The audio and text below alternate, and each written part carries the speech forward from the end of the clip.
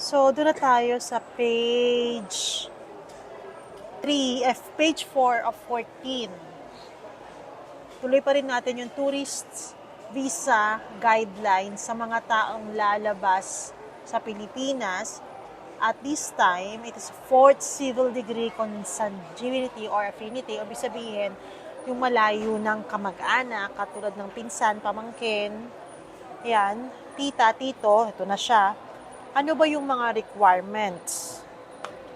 Ito, 2.2. If the sponsor abroad is a relative of the 4th civil degree or consanguinity or affinity, unless otherwise limited by the Philippine Embassy or Consulate exercising jurisdiction.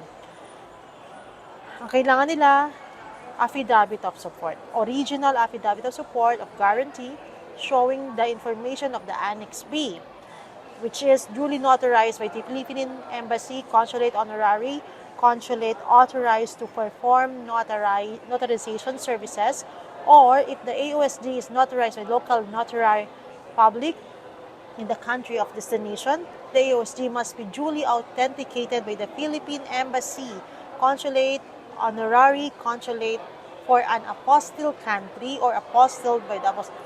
Confirmed return ticket, original PSA, issued certificate of birth or marriage certificate. Ganito, maiksayin natin. Kailangan nyo ng affidavit of support. Kailangan nyo ng confirmed ticket.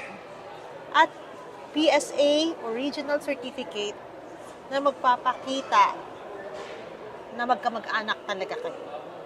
So, kung 4th civil degree family, yon ang kanyang requirements. Okay. Yung next topic, papakita ko naman sa inyo yung 2.3. This topic, simple lang. Kung 4th civil degree, i-check natin, wala naman siyang footnote kung ano yung 4th civil degree. So, ang 4th civil degree, mga tito, tita, pinsan, ano pa ba? Basta yung mga kamag-anak na mapapatunayan ninyo na mapagko-connecta ninyo yung mga birth certificate tsaka marriage certificate at magpapatunay na kamag-anak nyo sila. Kindly follow us on Facebook, TikTok, YouTube, Thread, X, everywhere in social media. Makikita nyo kami pati sa Instagram. For more information like this, please follow us.